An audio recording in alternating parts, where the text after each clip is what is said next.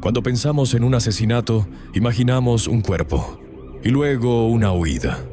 Pero hay crímenes donde el asesino no huye. Se queda, duerme en la misma casa, come, se ducha, ve televisión, mientras el cuerpo sigue ahí. Hoy vamos a hablar de personas que no solo mataron, sino que convivieron con sus víctimas después de la muerte. 5 casos reales. 5 historias que cruzan una línea de la que no hay retorno. Esto es Detrás del Crimen. Un canal donde no romantizamos asesinos, no justificamos la violencia y no suavizamos la realidad. Aquí analizamos los casos más perturbadores desde los hechos, el contexto y la mente criminal, porque entender el horror no es admirarlo, es enfrentarlo. Si este tipo de contenido te interesa, suscríbete y acompáñanos hasta el final. Empezamos. Caso número 5. Richard Chase. Richard Trenton Chase nació en 1950 en California. Desde muy joven mostró comportamientos profundamente perturbadores. No encajaba, no entendía normas sociales, y su relación con la violencia empezó mucho antes de matar a una persona. Desde la adolescencia, Chase ya presentaba conductas sádicas con animales. Los capturaba, los abría, bebía su sangre. Para muchos asesinos en serie, este es el primer escalón. Chase desarrolló una esquizofrenia paranoide severa. Creía que su corazón se estaba encogiendo, que sus órganos dejaban de funcionar, que su sangre se estaba secando. En su mente había una solución. Necesitaba sangre ajena para sobrevivir. Cuando la policía entró a su apartamento en Sacramento, no encontraron solo una escena del crimen. Encontraron un lugar habitado por la muerte. Paredes cubiertas de sangre, suelos pegajosos, utensilios de cocina manchados, restos humanos en recipientes y un olor imposible de ignorar. Richard Chase no ocultaba los cuerpos. Los llevaba a su casa, los manipulaba, los abría, los movía. Vivía ahí, dormía ahí, con los restos alrededor. Chase cometió varios asesinatos entre 1977 y 1978. En más de uno de ellos, trasladó los cuerpos o partes del cuerpo a su apartamento. Lo verdaderamente perturbador no es solo lo que hacía, sino cómo seguía con su rutina diaria después. Salía, compraba, regresaba a casa. Una casa donde la muerte no era un evento, era parte del ambiente. Richard Chase fue detenido y condenado. En prisión, su deterioro mental continuó. Creía que los guardias querían envenenarlo. Dejó de comer. Él mismo acabó con su vida en el año 1980, a los 30 años. Nunca mostró arrepentimiento real. Nunca comprendió el daño causado. Caso número 4. Catherine Knight. Catherine Mary Knight nació en 1955 en Australia. Desde niña mostró conductas violentas extremas. Su infancia estuvo marcada por abuso, violencia doméstica y un entorno completamente disfuncional. Desde muy joven, Catherine aprendió que el conflicto se resolvía con agresión. No era una persona callada o extraña, era explosiva, controladora y temida por quienes la rodeaban.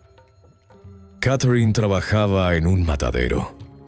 Ahí se especializó en el uso de cuchillos, y esto no es un dato menor. Sus compañeros decían que era rápida, precisa y brutalmente eficiente. Catherine tuvo múltiples parejas. Todas las relaciones seguían el mismo patrón: celos extremos, amenazas, agresiones físicas e intentos de control absoluto. En varias ocasiones, atacó a sus parejas con armas blancas. Incluso fue conocida por amenazar con matar a personas cercanas a sus exparejas. Aún así, nadie imaginó hasta dónde podía llegar. John Price era un hombre conocido en su comunidad. Tenía hijos de relaciones anteriores. Y al inicio intentó mantener distancia del comportamiento violento de Catherine, pero volvió con ella. Una decisión que le costaría la vida. La noche del crimen, John regresó a casa después de beber con amigos. Nunca volvió a salir. Mientras John dormía, Catherine lo atacó. No fue un ataque rápido. No fue impulsivo. Lo apuñaló decenas de veces. Cuando estuvo segura de que ya había fallecido, empezó lo que convertiría este caso en uno de los más infames del mundo. Catherine hizo atrocidades con el cadáver y luego cocinó partes de él. Preparó comidas con los restos. El objetivo era uno solo: servírselos a los hijos de John. Cuando la policía llegó a la vivienda, encontró una escena imposible de procesar. Catherine había pasado horas dentro de esa casa, conviviendo con el cadáver, moviéndolo, manipulándolo, interactuando con él. No había prisa. No había intento de huida inmediata. Catherine Knight se declaró culpable. Fue condenada a cadena perpetua sin posibilidad de libertad condicional. Fue la primera mujer en la historia de Australia en recibir esta sentencia. Nunca mostró remordimiento real. Nunca pidió perdón. Caso número 3. Jerry Brudos. Jerry Brudos nació en 1939 en Dakota del Sur. Desde pequeño mostró una fijación muy específica: los zapatos de mujer. No era una simple curiosidad infantil. Era una obsesión intensa, persistente, que se mezcló con humillación y rechazo. Su madre, una figura dominante y violenta, lo castigaba constantemente. Lo ridiculizaba, lo controlaba. Ese entorno sembró algo peligroso, una mezcla de resentimiento, vergüenza y deseo reprimido. Con el paso de los años, la obsesión evolucionó. Brudos robaba zapatos, ropa interior, objetos personales de mujeres. Pero las fantasías empezaron a volverse más oscuras. Ya no se trataba solo del objeto, sino de la mujer que lo usaba. En su mente, el deseo y la violencia comenzaron a fusionarse. Jerry Brudos tenía esposa, tenía hijos, tenía trabajo. Desde afuera parecía un hombre común, pero debajo de su casa había algo más. En el garaje, Brudos creó un espacio privado donde nadie más entraba. Ese sería su santuario y su infierno. Entre 1968 y 1969, Brudos asesinó al menos a 4 mujeres. El patrón era claro: secuestro, estrangulamiento, robo de objetos personales y traslado del cuerpo. Pero lo verdaderamente perturbador venía después. Brudos no se deshacía de los cuerpos inmediatamente. Los llevaba a su casa, los colocaba en su garaje, los observaba, los manipulaba, interactuaba con ellos mientras su familia dormía en la misma vivienda. En algunos casos guardó partes del cuerpo. Cuando la policía registró su propiedad, encontró restos humanos, fotografías, zapatos cuidadosamente ordenados y objetos personales de las víctimas. Ese espacio no era improvisado. Era organizado, pensado. Brudos convivía con la muerte como parte de su rutina secreta. A diferencia de otros asesinos, Brudos no actuaba por impulso psicótico. Sabía lo que hacía, planeaba, esperaba. La convivencia con los cuerpos era una extensión de su fantasía. No necesitaba huir, no sentía urgencia. Para él, los cuerpos eran posesiones. Jerry Brudos fue arrestado en 1969. Confesó sus crímenes con frialdad. Fue condenado a cadena perpetua, pero murió en prisión en 2006. Caso número 2. Ed Gein. Edward Theodore Gein nació en 1906 en Wisconsin. Su infancia fue todo menos normal. Vivía aislado, en una granja alejada del pueblo, junto a su madre, Augusta Gain, una mujer profundamente religiosa, autoritaria y obsesiva. Para Augusta, el mundo exterior era pecado. Las mujeres eran impuras. El deseo era algo maligno. Ed creció aterrado del mundo y completamente dependiente de su madre. Cuando el padre de Ed murió, la relación con su madre se volvió aún más intensa. Y cuando Augusta falleció en 1945, algo se rompió para siempre. Ed dejó intacta la habitación de su madre. Nadie podía entrar. Nada se tocaba. Era un santuario. El resto de la casa, en cambio, comenzó a llenarse de oscuridad. Ed Gain no empezó matando. Empezó desenterrando cadáveres. Robaba cuerpos de cementerios cercanos. Buscaba mujeres que se parecieran físicamente a su madre. Los llevaba a su casa. Dentro de la granja, la policía encontró máscaras hechas de piel humana, cráneos convertidos en cuencos, sillas tapizadas con piel, cortinas de carne y ropa confeccionada con restos humanos. Ed vivía ahí, cocinaba, dormía, caminaba entre los restos.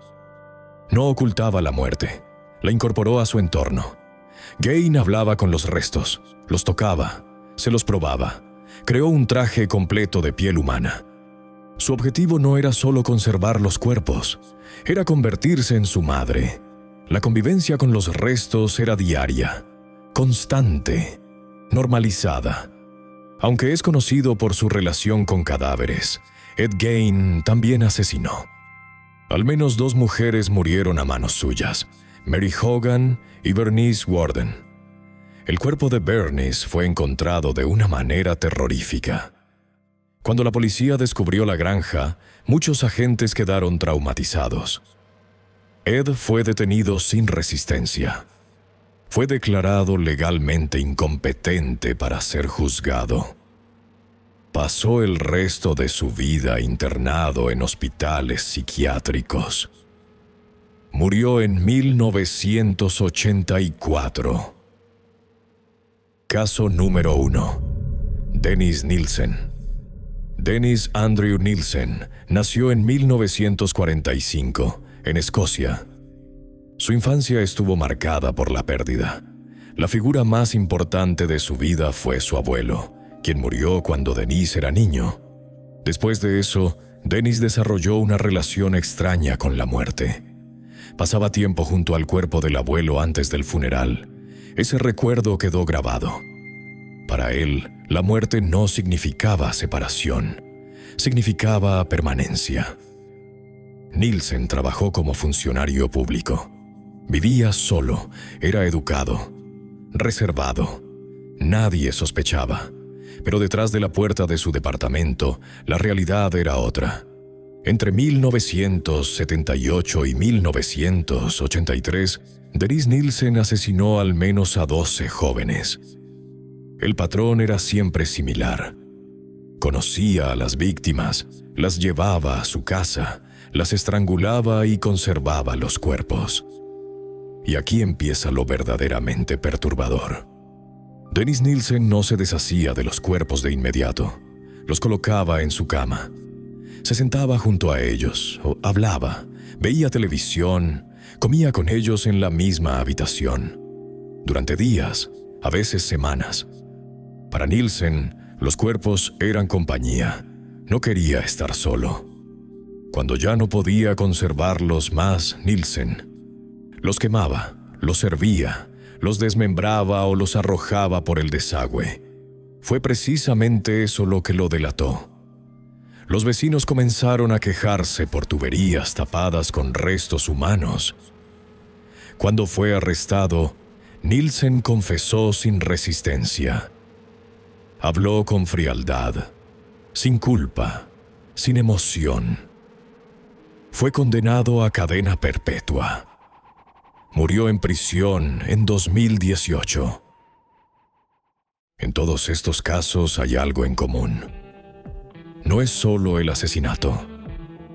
Es lo que viene después. Quedarse, compartir el espacio, vivir entre la muerte como si fuera parte de la rutina.